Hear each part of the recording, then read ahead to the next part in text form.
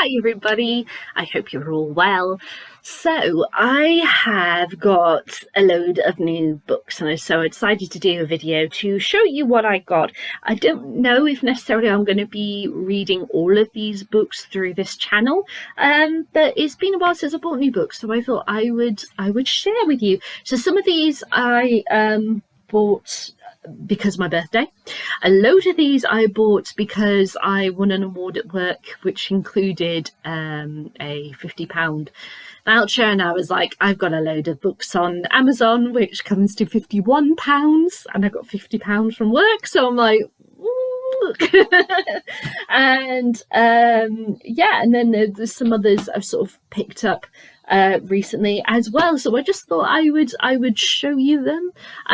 If you think that I think some of them I definitely will review through the channel, but not necessarily all.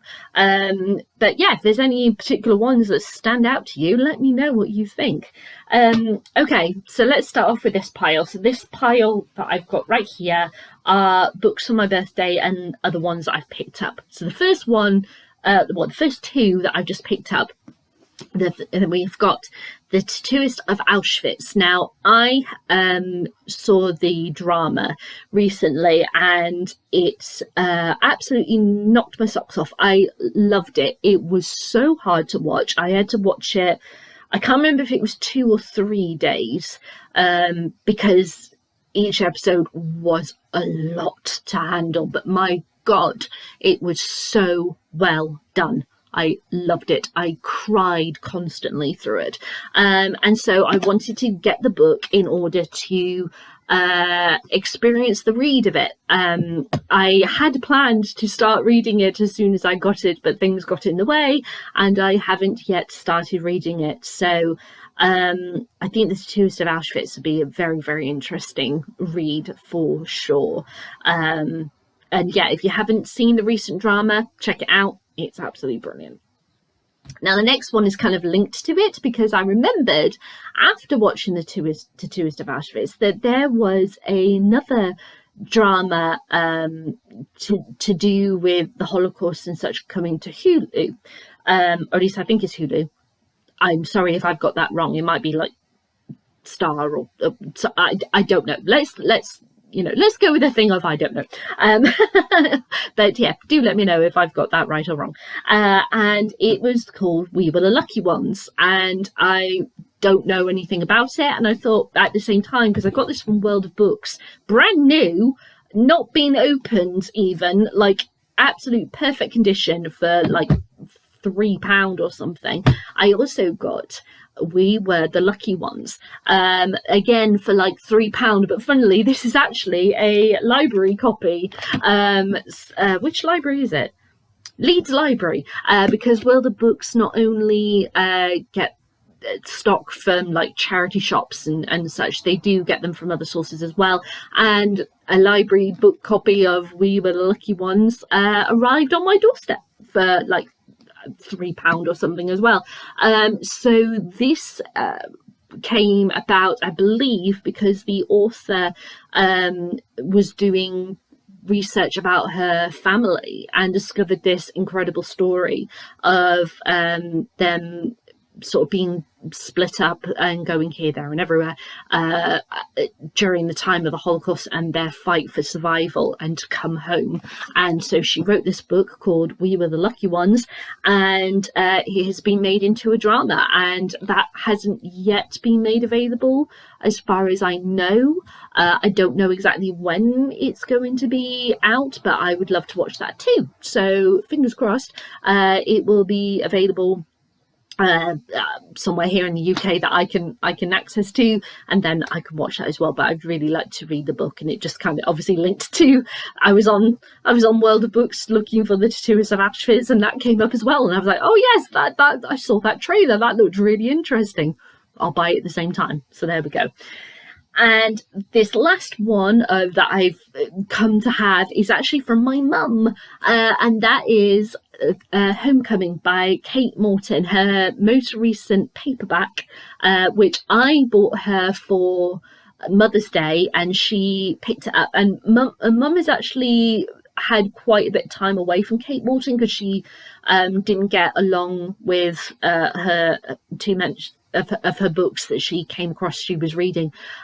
She used to really, really love her, and she, had some really great books and such, but then the quality, as mentioned in previous videos where I've talked about Kate Morton, kind of suffered, and that was the point when Mum stopped. So I read The Clockmaker's Daughter, so the penultimate one to this,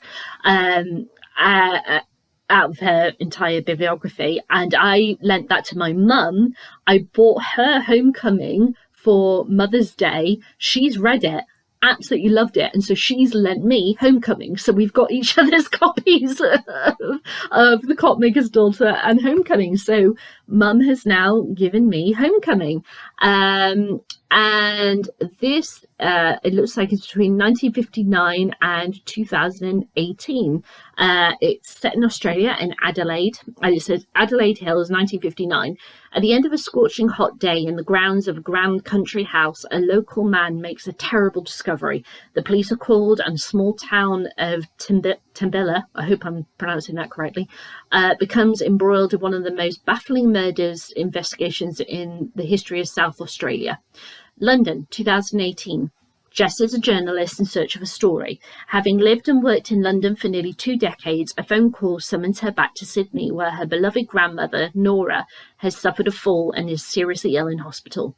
At Nora's house, Jess discovers a true crime book chronicling a long-buried police case, the Turner family tragedy of 1959, and within its pages she finds a shocking personal connection to this notorious event, a crime that has never truly been solved. An epic story that spans generations. Homecoming asks, what would you do for the ones that we love, how we protect the lies we tell, and what it means to come home. So yeah, Mum was like, Kate Morton's back on her A game with this book, you've got to read it. So she gave me her copy, and I gave her The Clockmaker's Daughter, and we'll see what each other thinks. But yeah, there we go. So we've got Homecoming by Kate Morton. So now on to the books that I bought myself for my birthday. So I went for a day in Gloucester after I'd recovered from being in the hospital. Literally the day after being in hospital, I just decided to have a wander in Gloucester for a couple of hours just to get exercise and such, and it was recommended that I go for walks and such by the hospital. And I went to Waterstones and I was like, tomorrow's my birthday, screw it, I'm going to buy some books. The first one definitely will be going into the jars is Laura Purcell's The Whispering Muse. Now, Laura Purcell's The Whispering Muse came out, I think it was about October last year, sort of like the build up to Christmas, and the paperback came out earlier this year, but because I've been so busy with this, that and the other, I just hadn't gotten round to buying it. And I was like, you know what, I'll see if they've got a copy, if they have, because it just brought to mind that it's been out for a while and I still haven't got it. And what do you know, I walk in and there is a whole stack of this book on the table. It was like, sign, buy me, that's what was going on. So I bought Laura Purcell's The Whispering Muse, and it says, betrayed by those she trusted, former lady's maid Jenny Wilcox is desperate for money to support her and her young siblings. When she's offered a position in the costume department of London's Mercury Theatre, she jumps at the opportunity. But dressing volatile lead actress Lilith is more than she reckoned on. Scandalous and talented in equal measure, Lilith claims to have made a pact with the tragic muse to secure her success. Jenny is sceptical, but as Lilith's star rises, accidents begin to take place around the theatre. With her belief and loyalties torn, Jenny starts to fear that when the muse comes calling for payment, the cost will be too high. That just makes me think, oh, I love it.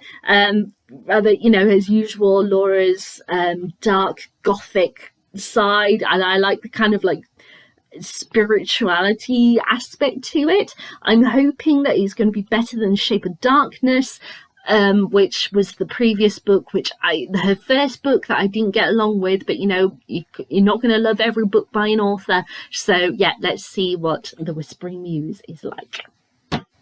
Then the next one has been shoved down my throat by every single book related stuff that I look at, like Hatchards, Waterstones, various different bookstagram, accounts and such are going crazy over Wives Like Us by Plum Sykes. So I'm like, you know what, if this keeps on getting shoved down my throat, and there's again a whole display of them available in the Waterstones that I looked at, I'm gonna have to buy it. And so I did. And funnily enough, the next day, aka my birthday, with my parents, we went out for lunch for my birthday. We went to Hatchards in Cheltenham, and Plum was there the previous day, aka the day that I bought this, signing books. So they had a load of signed copies there, but I was like, no, I've got a copy, it's at home, so I'm not gonna exchange it for a signed version. But yeah, that made me laugh. But here we go. So this is what this is about. Take a grand English country house, one heartbroken American divorcee, 3 rich wives, 2 tycoons, and 1 bereaved butler. Put them all into a blender and come out with the impossibly funny Wives Like Us. Welcome to the Rose-strewn county of Oxfordshire and the Cotswold village of Little Bottom, Middle Bottom, Great Bottom, and Monkton Bottom, recently annexed into the glittering new breed of female, the Country Princess. Following a ghastly row about a missing suit of diamonds, Tata Hawkins has flounced out of Monkton Bottom Manor with her daughter Minty and executive butler Ian Palmer in tow, decamping to the old coach house to teach her husband Brian a lesson. But things don't go to plan. Brian disappears to Venice with a bikini designer, Shelby Fairfox, the glamorous American divorcee who has inherited the beautiful estate next door. For a few years, Tata's neighbourly overtures and Tata's very best friend, Fernanda Overington Williams and Sophie Thompson, are distracted by their own heartaches. Worst of all, Ian has nowhere to store his collection of vintage vintage Gucci loafers. Sorry, that sentence just made me chuckle. With the help of a pig farmeress moonlighting as a personal assistant, a male model moonlighting as a stable hand, and a London barrister moonlighting as a gentleman farmer, can Ian restore harmony to the Bottoms? So there we go. I just thought that sounded really quirky and funny, and people have been buzzing about this book. So Wives Like Us by Plum Sykes. Let's give it a go. And the final book I bought myself for my birthday is I just caught my attention right away. I just like, oh my God, I love it. It's called The Fellowship of Puzzle Makers. And look at this. The cover is a puzzle. I absolutely love that. And it's got this beautiful colour design inside. It's just, absolutely gorgeous. I love it. So here's the synopsis. Clayton Stumper is an enigma. He might be 25 years old, but he dresses like your granddad and drinks sherry like your aunt. Abandoned at birth on the steps of the Fellowship of Puzzle Makers, he's raised by the sharpest minds in the British Isles and finds himself among the last survivors of a fading institution. When the esteemed crossword compiler, Pippa Olsbrook, passes away, she bestows her final puzzle to him. A promise to reveal the mystery of his parentage and prepare him for his future. Yet as Clay begins to unpick the clues, he uncovers something even the Fellowship has never been able to solve, and it's a secret that will change everything. I just read that and I was like, you know me, I love puzzles, I love a mystery, I love a book, and this is a book of puzzles and mysteries. Oh my God, I love it. And that cover is everything. So I was like, yes, I cannot leave the shop without The Fellowship of Puzzle Makers by Samuel Burr. So definitely going to put that in the jars. So it feels like definitely these 3 are going into the jars. Homecoming has to, because I've done all the other Kate Morton books, so I have to put Homecoming in. I'm not sure about those 2, if I prefer to read them on their own, but if you'd like them put in the jars, let me know and I will. So there we go. So that's my collection of books that I bought myself for my birthday, or books that I've kind of collected recently. And now over to the books that I bought with the money I won from work for all this hard work that I've been doing for months on a project. And as I said, I had a load of books on my Amazon wish list, which came to £51, and I had £50 to spend. So can you guess what I bought myself? Now, all of these are crime related. So yeah, that was like the light pile. This is the darker pile. This is the pile that I might read more on my own away from this channel. But again, if you would be interested in hearing my thoughts on these books, then just let me know and I can add them to my jars. So the first one, so yeah, we're gonna be a bit morbid, but morbid curiosity in this list of books. So the first one is Victorian Murders by Jan Bonson. So this book, it particularly focuses on the what were they called? Oh gosh, my brain has gone completely blank. You know, the various like cartoony kind of like magazines and such, which actually you'll probably say on the back, penny journals, that's it.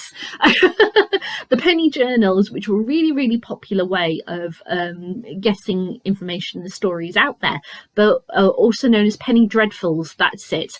They use a lot of illustrations because of people and the having issues with their reading and writing, especially amongst the poorer society, who were targeted for these kind of things and to be able to convey this story. And they were a sensation. And this particular book covers, how many is it? 56 of them. So let me read the back, actually, it's probably a better thing. This book features 56 Victorian cases of murder covered in the sensational weekly penny journal, The Illustrated Police News, between 1867 and 1900. Some of them are famous, like the Bravo Mystery of 1876, the Lingley Massacre of 1878, and the Mrs. Percy case of 1890. Others are little known, like the Acton Atrocity of 1880, the Ramsgate Mystery of 1893, and the Grafton Street Murder of 1894. Take your ticket for the House of Horrors. So it's just basically going through all of these cases and looking at the evidence and the information and what was given in these penny dreadfuls. And they were very famous for these illustrations that just told you everything that you needed to know about the cases, because as I said, you know, there were a lot of people who were illiterate, and using imagery it was able to convey the story, and they were highly popular. So yeah, it's a book that covers all of these penny dreadfuls. And they were called that because they cost a penny and they were full of dreadful stories, so penny dreadfuls, that fascinated people through Victorian Britain. So there we go. So that is Victorian Murders. We then move on to quite a macabre one, but it's a morbid curiosity thing. I just find it interesting. Severed, A History of Heads Lost and Heads Found by Francis Larson. Because it is that thing that when you have people throughout history who we know they had their head severed, it's like, well, what happened afterwards? What happened to it? So did it get buried with their body? Did it not? Why did it not? Is there any idea where it is? You know, that kind of thing. I find myself asking that question, and there's a whole book about it. So it says, over the centuries, heads have decorated our churches, festooned our city walls, and filled our museums. They have been props for artists and specimens for lab scientists, trophies for soldiers and items for barter. Today, videos of decapitations circulate online, and cryptists promise us our heads may one day live on without our bodies. In this extraordinary book, Francis Larson explores our century's fascinations with severed heads and finds a history that is as continuous, confounding, and compelling as ever. So there we go. I think that'd be really quite an interesting one. Now, the next one I'm very, very excited about, especially since I've just done a review of an Agatha Christie book. It is Murder Isn't Easy, The Forensics of Agatha Christie by Carla Valentine. Now, this... Right, Carla Valentine is well known. She in social media, etc. If you're amongst the curious, the morbid curiosity lot, is that she's very well known for doing videos about bodies and such. She did. She's a mortician basically, and she's written other books about that, but. What is really interesting is that in this one, she decides to look at the forensics behind the deaths in Agatha Christie's books and write about them. So Agatha Christie is one of our most beloved authors, a storyteller unparalleled in her clever plots and twisting tales. But Agatha was also a forensic expert. In each of her books, she employs an expert weaving of human observation, ingenuity, and genuine science of the era. In Murder Isn't Easy, Carla Valentine illustrates all of Agatha's incredible knowledge, showing how she stayed at the cutting edge of forensics, from ballistics to fingerprint analysis, as seen through in the much-loved characters as Poirot and Miss Marple. From the glamour and grit of Agatha Christie's stories to the real-life cases that inspired them, Murder Isn't Easy will immerse you in the forensics that influenced generations of writers and scientists alike. I find, forensic science, forensic anthropology, and such really fascinating subject. And so the fact that we have got Carla looking in more detail from that perspective of Agatha's writing and the things that she explored and the things that she wrote about, I think it's really, really, really interesting. So yeah, Murder Isn't Easy by Carla Valentine. Then we have the fourth one, is one that I actually found on World of Books, and I thought, oh, that's very interesting, and ended up getting it somewhere else, which sounds bad, but as I said, I had this gift card, it was available, I thought, why not, I'll get it from Amazon instead, and that is The Dublin Railway Murders, the sensational true story of a Victorian murder mystery by Thomas Morris. So this one, shortlisted for the CWA Gold Dagger for Non-Fiction 2022. Dublin, November 1856. George Little, the chief cashier at the Broadstone Railway terminus, is found dead, lying in a pool of blood beneath his desk. Yet there's no sign of a murder weapon. The office door is locked, apparently from the inside. Thousands of pounds in gold and silver are left completely untouched at the scene of the crime. Augustus Guy, sorry, for some reason my brain went completely blank, then I how to pronounce his name. Augustus Guy, Ireland's most experienced detective, teams up with Dublin's leading lawyer to investigate the murder, but the case defies all explanation. Then a local woman comes forward claiming to know the killer. I read that and I'm like, oh, I need to know more. I love a locked door crime, and like, what happened? How is that possible that he was murdered in his office, which is left completely untouched, even though it's covered in silver, gold, money everywhere, locked in the room, and then this random woman says, I know who did it. I need to know more. So I bought The Dublin Railway Murders by Thomas Morris. I'm quite intrigued to read that one. Okay, book 5. There's 6 of them, by the way. I should have said that. Is one that let's go for it. Is Neil Bradbury. Really great writer.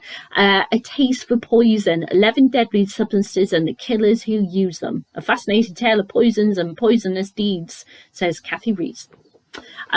So I find, right, I have a particular interest in Victorian related crime. That is why I bought a Victorian murders book. And I find it particularly fascinating because of the law system. At the time in Victorian period, let's face it, there was the Industrial Revolution. So all of this new stuff is happening. All of these new inventions are being invented. And all of these new conveniences come in. All of them have some kind of poison based in them.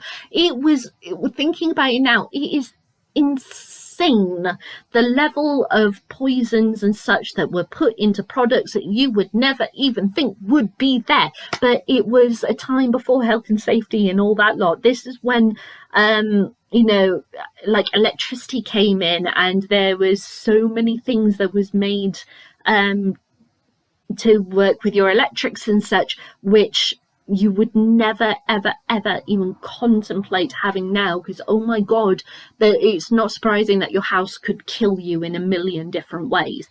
But also what happens with that is that, as I said, new poisons happen, crime rate goes quite high up. But what is all the more interesting is the crime rates relating to women go up. And there are some crimes that relate to women which are just so frigging tragic. And a key one that I think of that is, I don't know if you've seen Who Do You Think You Are, but Danny Dyer discovered in an episode for the UK version, discovered that he had a relative who got caught up in one of those laws that got written in around the Victorian period and such, to do with the death of a child. And yeah, the crimes that were written into law, especially around women, I find really interesting. But what is also more interesting is that poison is the key thing. If you look at the stats throughout history, that women will choose poison and slow, torturous deaths over stabbing and shooting, which men would choose because it's fast, it's brutal, it's done. Whereas a woman will take her time, and poison tends to be the key thing that is used to kill throughout out history. And then I came across Neil Bradbury's book. Neil Bradbury, I've read works of his before. Really, really good writer. And so he wrote a book about poison and cases specifically relating to poison. And as I said, my morbid curiosity, the female crimes and Victorian and times, and when these poisons came about, I was like, this is the perfect book for me. I just love it. So it says, A Taste of Poison weaves together the fascinating tales of spurned lovers, shady scientists, medical professors, and political assassins, showing how the precise system of the body can be impaired to lethal effect through the use of poison.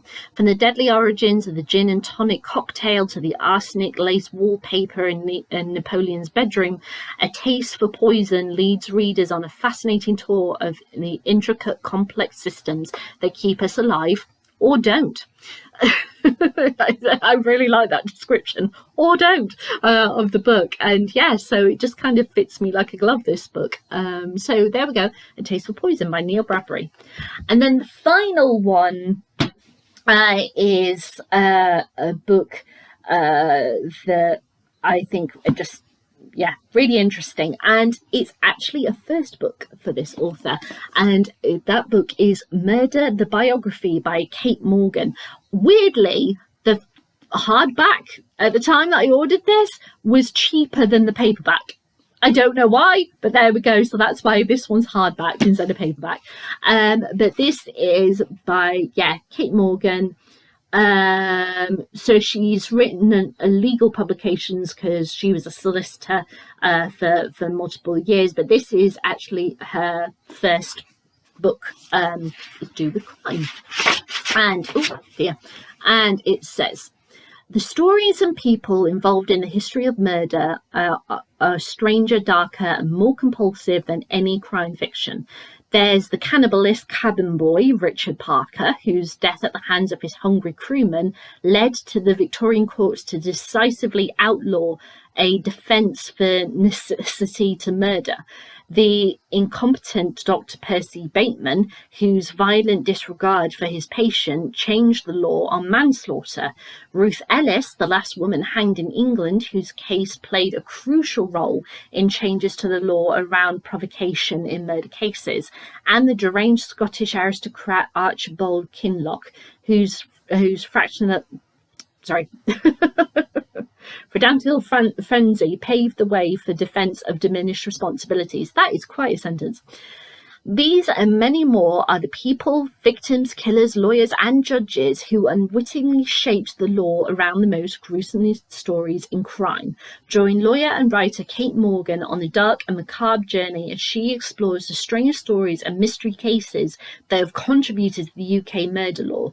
The big corporate killers, the vengeful spouses, the sloppy doctors, the abused partners, the shoddy employers. Each story a crime and each crime a precedent that has contributed to the law's dark, murky, and at times shocking standing. So, as I was mentioning before, how I have this interest in Victorian crime and the law and how things developed and crime rates, especially with women and how they went up in this kind of links to that, because it's saying these are the actual cases that triggered these laws to come into place. So this kind of fits me like a glove as well. I just came across all of these and I was like, you know what, I'll add them to my Amazon wish list, but I would just have them sit there for a while. And then out of the blue, I won this award and it's like, I can buy all of these. It'll look like, seriously, you know, macabre that I'm buying loads of murder related stuff, but I have an interest in this kind of stuff, and there we go, I have a macabre interest in these things. So so I bought all of these with the money that I won from work. I don't know if I'll put these in the jars, or let me know if you'd be interested in me doing that and reviewing them on this channel. But yeah, I'm very interested to delve into all of those.